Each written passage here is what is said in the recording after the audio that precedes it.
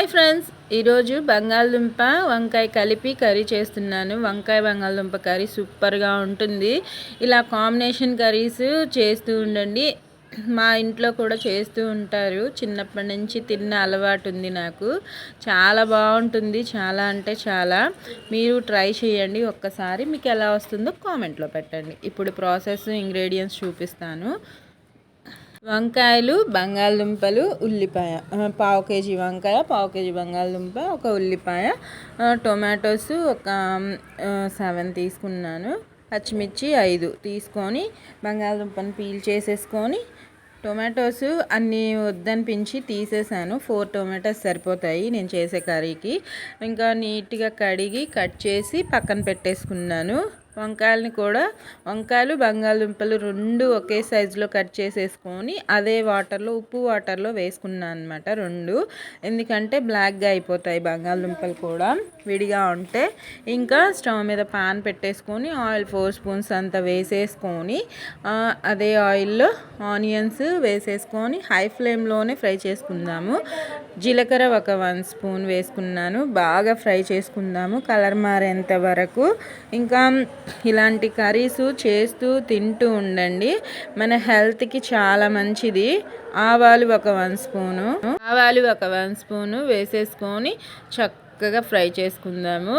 ఎందుకంటే ప్రతి కర్రీలో ఉల్లిపాయల ముందు వేస్తాము. అవి కొంతమందికి పంటికి తగులుతూ అంత కస్కస్మని అనిపిస్తే మనకి తినాలనిపించదు. కర్రీలో కసకసామని విసుగ్గా ఉంటుంది. అందుకే ముందు వేస్తే బాగా ఫ్రై అయ్యి వాటి ఫ్లేవర్ డబుల్ అవుతుంది అనమాట. అందుకే ముందుగా ఉల్లిపాయలు వేసుకునేది ఏ కర్రీలో అయినా సరే. అవి బాగా ఫ్రై అయితే మన కర్రీకి టేస్ట్ డబుల్ అవుతుంది. ఎప్పుడైనా గుర్తుపెట్టుకోండి.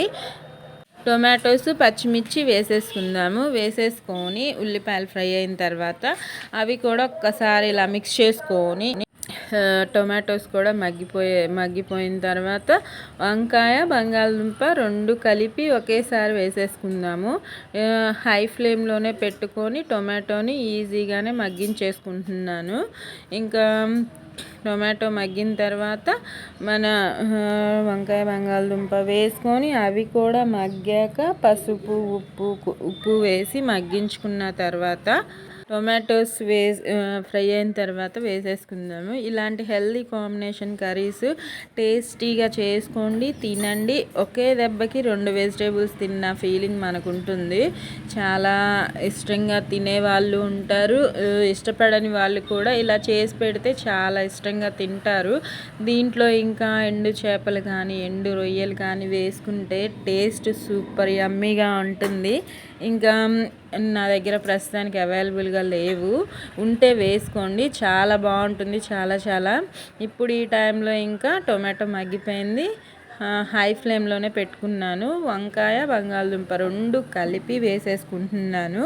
ఇవి మొత్తంగా వేసేసుకోండి. చూడండి, మనం ఉప్పు వాటర్లో వేసాం కాబట్టి నల్లగా అవ్వకుండా ఫ్రెష్గా అలానే ఉన్నాయి 2 వెజిటేబుల్స్.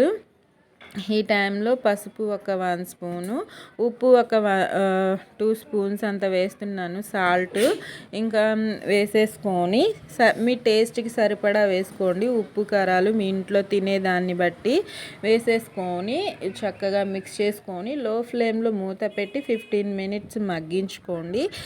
వంకాయ, బంగాళదుంప ఈజీగానే మగ్గిపోతాయి. అవి మగ్గాక 15 మినిట్స్ కదిలించకుండా లో ఫ్లేమ్లో మగ్గించుకోండి. మగ్గిన తర్వాత ఒక ఫుల్ స్పూన్ 1 స్పూన్ కారం వేసేసుకోండి.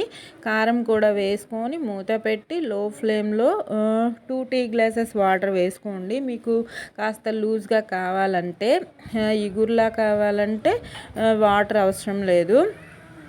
వాటర్ అవసరం లేకుండా ఇగుర్లా కూడా చాలా బాగుంటుంది.